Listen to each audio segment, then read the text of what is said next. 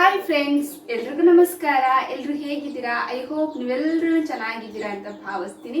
ನಾನಿವತ್ತು ನನ್ನ ಮಾರ್ನಿಂಗ್ ಬ್ರೇಕ್ಫಾಸ್ಟ್ಗೆ ಪಾಲಕ್ ರೈಸ್ನ ಮಾಡ್ಕೊಳ್ತಾ ಇದ್ದೀನಿ. ಹಾಗೆ ನಿಮ್ಮ ಜೊತೆ ಕೂಡ ಶೇರ್ ಮಾಡ್ಕೊಳ್ತೀನಿ. ತುಂಬಾ ರುಚಿಯಾಗಿ ಬರುತ್ತೆ, ಹಾಗೆ ತುಂಬ ಸಿಂಪಲ್ ಆಗಿ ಕೂಡ ಮಾಡ್ಕೊಳ್ಬೋದು. ನಿಮಗೂ ಈ ವಿಡಿಯೋ ಇಷ್ಟ ಆಗುತ್ತೆ ಅಂತ ಅನ್ಕೊತೀನಿ. ಇಷ್ಟ ಆದರೆ ಪ್ಲೀಸ್ ಒಂದು ಲೈಕ್ ಮಾಡಿ. ಬನ್ನಿ ಹಾಗಿದ್ರೆ ಯಾವ ರೀತಿ ನಾನು ಪಾಲಕ್ ರೈಸ್ನ ಮಾಡ್ತೀನಿ ಅಂತ ತೋರಿಸ್ತೀನಿ. ನಾನಿಲ್ಲಿ ಮೊದಲಿಗೆ ಪಾಲಕ್ ಸೊಪ್ಪನ್ನ ಸ್ವಲ್ಪ ಎಣ್ಣೆಯಲ್ಲಿ ಫ್ರೈ ಮಾಡ್ಕೊಳ್ತೀನಿ. ಯಾಕಂದರೆ ಪಾಲಕ್ ಒಂದು ಸ್ವಲ್ಪ ರಾ ಸ್ಮೆಲ್ ಬರೋದ್ರಿಂದ ಅದನ್ನು ಒಂದು ಸ್ವಲ್ಪ ಫ್ರೈ ಮಾಡಿಕೊಂಡು ರುಬ್ಕೊಳ್ಳೋದ್ರಿಂದ ತುಂಬಾ ಚೆನ್ನಾಗಿರುತ್ತೆ. ಹಾಗೆ ಇವಾಗ ಒಂದು ಸ್ವಲ್ಪ ಪಾತ್ರೆಗೆ ಎಣ್ಣೆನ ಹಾಕ್ಕೊಂಡು ಒಂದು ಅರ್ಧ ಗಡ್ಡೆಯಷ್ಟು ಈರುಳ್ಳಿನ ಕಟ್ ಮಾಡ್ಕೊಂಡಿದ್ದೀನಿ. ಹಾಗೆ ಒಂದು 4 ಹಸಿಮೆಣಸು, ಚಿಕ್ಕ ಹಸಿಮೆಣಸಿನ್ಕಾಯಿ. ನಿಮಗೆ ಖಾರ ಜಾಸ್ತಿ ಬೇಕಂದರೆ ಜಾಸ್ತಿ ಕೂಡ ಹಾಕ್ಕೊಳ್ಬೋದು. ಹಾಗೆ ಪಾಲಕ್ ಸೊಪ್ಪನ್ನು 2ರಿಂದ 3 ಸಲ ಚೆನ್ನಾಗಿ ವಾಶ್ ಮಾಡಿಕೊಂಡು ಒಂದು ಸ್ವಲ್ಪ ಕಟ್ ಮಾಡ್ಕೊಂಡು ಹಾಕ್ಕೊಂಡಿದ್ದೀನಿ. ಅದನ್ನು ಸ್ವಲ್ಪ ಬಾಡಿಸ್ಕೊಂಡ್ರೆ ಸಾಕು. ಅಂದರೆ ಅದ್ರ ಹಸಿ ವಾಸನೆ ಒಂದು ಸ್ವಲ್ಪ ಹೋಗೋವರೆಗೂ ಸ್ವಲ್ಪ ಫ್ರೈ ಮಾಡಿಕೊಂಡ್ರೆ ಸಾಕು. ಇವಾಗ ನೋಡಿ ನಾನಿಷ್ಟು ಫ್ರೈ ಮಾಡ್ಕೊಂಡಿದ್ದೀನಿ. ಇವಾಗ ಅದನ್ನು ಒಂದು ಸ್ವಲ್ಪ ಮಿಕ್ಸಿಗೆ ಹಾಕ್ಕೊಂಡು ರುಬ್ಕೊಂಡ್ರೆ ಆಯಿತು. ಇದ್ರ ಜೊತೆಗೆ ನಾನು ಒಂದು ಸ್ವಲ್ಪ ತೆಂಗಿನಕಾಯಿ, ಹಾಗೆ ಒಂದು ಚಿಕ್ಕ ಪೀಸ್ ಚಕ್ಕೆ, ಹಾಗೆ ಒಂದು 3 ಲವಂಗನ ತೊಗೊಂಡಿದ್ದೀನಿ. ಹಾಗೆ ಒಂದು 6 ಎಸಳಷ್ಟು ಬೆಳ್ಳುಳ್ಳಿನ ತೊಗೊಂಡಿದ್ದೀನಿ. ಅದೆಲ್ಲವನ್ನು ಹಾಕಿಬಿಟ್ಟು ಒಂದು ಸ್ವಲ್ಪ ಪೇಸ್ಟ್ ಮಾಡಿಕೊಂಡ್ರೆ ಸಾಕು. ತುಂಬಾ ಚೆನ್ನಾಗಿ ಬರುತ್ತೆ. ಹಾಗೆ ತುಂಬಾ ಹೆಲ್ತಿಯಾಗಿರುವಂತಹ ರೆಸಿಪಿ ಅಂತಲೇ ಹೇಳ್ಬೋದು. ಇದನ್ನು ನಾವು ಸ್ಕೂಲ್ ಹೋಗೋ ಮಕ್ಕಳ ಲಂಚ್ ಬಾಕ್ಸಿಗೆಲ್ಲ ತುಂಬಾ ಚೆನ್ನಾಗಿರುತ್ತೆ ಈ ಥರ ಮಾಡಿಕೊಟ್ರೆ. ಇವಾಗ ನಾವು ಈ ಥರ ಯಾವುದು ಸೊಪ್ಪನ್ನು ಜಾಸ್ತಿ ಮಕ್ಕಳು ಇಷ್ಟಪಡ್ತಿಲ್ಲ ಅಂತ ಹೇಳಿದ್ರೆ ಈ ಥರ ಪಾಲಕ್ ಸೊಪ್ಪನ್ನು ಈ ಥರ ರೈಸ್ ಜೊತೆ ಹಾಕಿ ಮಾಡಿಕೊಂಡ್ರೆ ತುಂಬಾ ಹೆಲ್ದಿಯಾಗಿರುವಂತಹ ರೆಸಿಪಿ ಅಂತಲೇ ಹೇಳ್ಬೋದು. ಅದನ್ನು ಇವಾಗ ರುಬ್ಬಿದ್ದಾಯಿತು. ಇವಾಗ ನಾನು ಒಂದು ಕುಕ್ಕರ್ಗೆ ಒಂದು ಸ್ವಲ್ಪ ಎಣ್ಣೆ ಹಾಗೆ ತುಪ್ಪನ ಹಾಕ್ಕೊಳ್ತಾ ಇದ್ದೀನಿ. ಹಾಗೆ ಅದಕ್ಕೊಂದು ಸ್ವಲ್ಪ 1-2 ಪಲಾವ್ ಎಲೆ, ಹಾಗೆ ಒಂದು ಸ್ವಲ್ಪ ಬಡ್ಸೊಪ್ಪು, ಚಕ್ಕೆ, ಹಾಗೆ ಒಂದು 3 ಲವಂಗ, ಹಾಗೆ ಒಂದು ಸ್ಟಾರನ್ನು ಹಾಕ್ಕೊಂಡು ಒಂದು ಸ್ವಲ್ಪ ಫ್ರೈ ಮಾಡ್ಕೊಳ್ತೀನಿ ಅಷ್ಟೇ. ಹಾಗೆ ಒಂದು ಈರುಳ್ಳಿನ ಚಿಕ್ಕದಾಗಿ ಕಟ್ ಮಾಡ್ಕೊಂಡು ಹಾಕ್ಕೊಂಡಿದ್ದೀನಿ. ಅದು ಒಂದು ಸ್ವಲ್ಪ ಸಾಫ್ಟಾಗಿ ಕಲರ್ ಚೇಂಜ್ ಆಗೋವರೆಗೂ ಫ್ರೈ ಮಾಡ್ಕೊಳ್ಬೇಕು. ಇದಕ್ಕೆ ನೀವು ತರಕಾರಿ ಕೂಡ ಹಾಕ್ಕೊಳ್ಬೋದು. ನಾನಿಲ್ಲಿ ತರಕಾರಿ ಏನೂ ಹಾಕ್ಕೊಳ್ತಾ ಇಲ್ಲ. ನಾನು ರಾಜ್ಮಾ ಕಾಳನ್ನು ನೆನೆಸಿಟ್ಟಿದ್ದೆ ನೈಟೇನೆ, ಅದನ್ನೇ ಸೇರಿಸ್ಕೊಳ್ತೀನಿ. ಹಾಗೆ ಒಂದು ಸ್ವಲ್ಪ ಕೊತ್ತಂಬರಿ, ಹಾಗೆ ಒಂದು ಸ್ವಲ್ಪ ಪುದೀನ ಸೊಪ್ಪನ್ನು ಹಾಕ್ಕೊಳ್ತಾ ಇದ್ದೀನಿ. ಇದೊಂದು ಸ್ವಲ್ಪ ಫ್ಲೇವರಿಗೆ ಅಷ್ಟೇ. ನೀವು ಇದನ್ನು ಸ್ಕಿಪ್ ಕೂಡ ಮಾಡ್ಕೊಳ್ಬೋದು, ಹಾಕಲೇಬೇಕಂತ ಏನೂ ಇಲ್ಲ. ಅದನ್ನೊಂದು ಸ್ವಲ್ಪ ಫ್ರೈ ಮಾಡಿಕೊಂಡು ನಾವೇನು ರುಬ್ಬಿಟ್ಕೊಂಡಿದ್ವಲ್ಲ ಪಾಲಕ್ ಸೊಪ್ಪಿನ ಮಸಾಲ, ಅದನ್ನು ಹಾಕ್ಕೊಂಡ್ರೆ ಆಯಿತು ಅಷ್ಟೇ. ಅದನ್ನು ಅಷ್ಟೇ ಒಂದು ಸ್ವಲ್ಪ ಹಸಿ ವಾಸನೆ ಹೋಗೋವರೆಗೂ ಚೆನ್ನಾಗಿ ಫ್ರೈ ಮಾಡ್ಕೋಬೇಕು ಎಣ್ಣೆಯಲ್ಲಿ.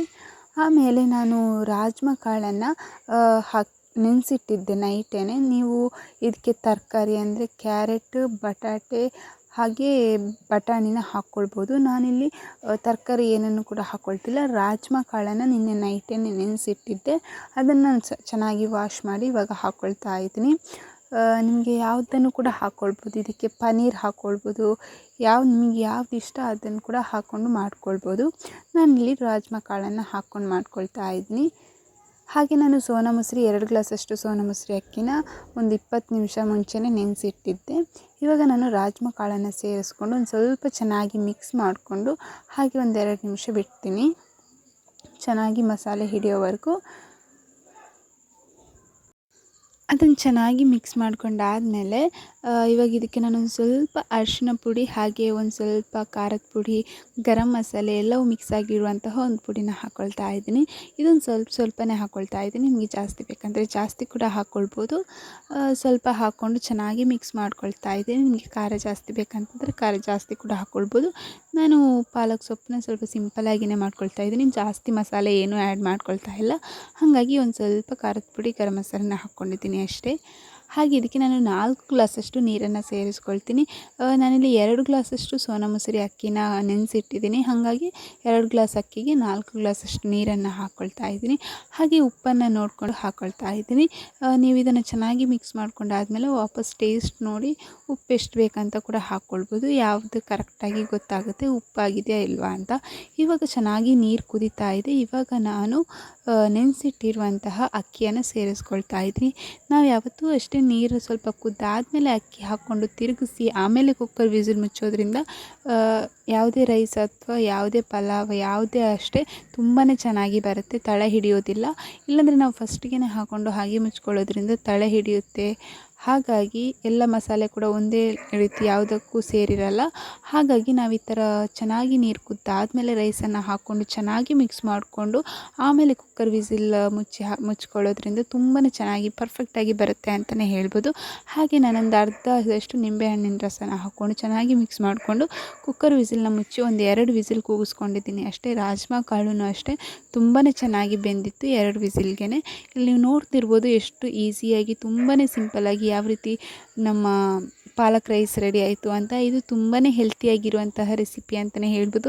ಮಕ್ಕಳೆಲ್ಲ ಜಾಸ್ತಿ ಸೊಪ್ಪನ್ನು ತಿನ್ನೋದಕ್ಕೆ ಇಷ್ಟಪಡಲ್ಲ, ಅಂಥವ್ರಿಗೆ ಈ ಥರ ನಾವು ಪಾಲಕ್ ಸೊಪ್ಪನ್ನು ಈ ಥರ ರುಬ್ಬಿ ಮಾಡಿಕೊಂಡು ಕೊಡೋದ್ರಿಂದ ತುಂಬಾ ಇಷ್ಟಪಟ್ಟು ತಿಂತಾರೆ.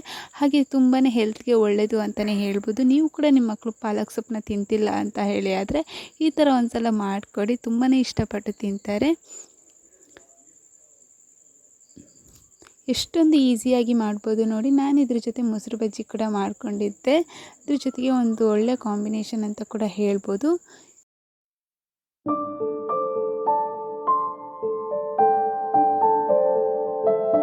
ನೋಡಿದ್ರಲ್ಲ ಫ್ರೆಂಡ್ಸ್, ನಾನು ಯಾವ ರೀತಿ ಪಾಲಕ್ ರೈಸ್ನ ಮಾಡ್ಕೊಂಡೆ ಅಂತ. ತುಂಬಾ ರುಚಿಯಾಗಿ ಬಂದಿತ್ತು. ಲಂಚ್ ಬಾಕ್ಸಿಗೆಲ್ಲ ತುಂಬಾ ಈಸಿಯಾಗಿರುವಂತಹ ರೆಸಿಪಿ ಅಂತಲೇ ಹೇಳ್ಬೋದು.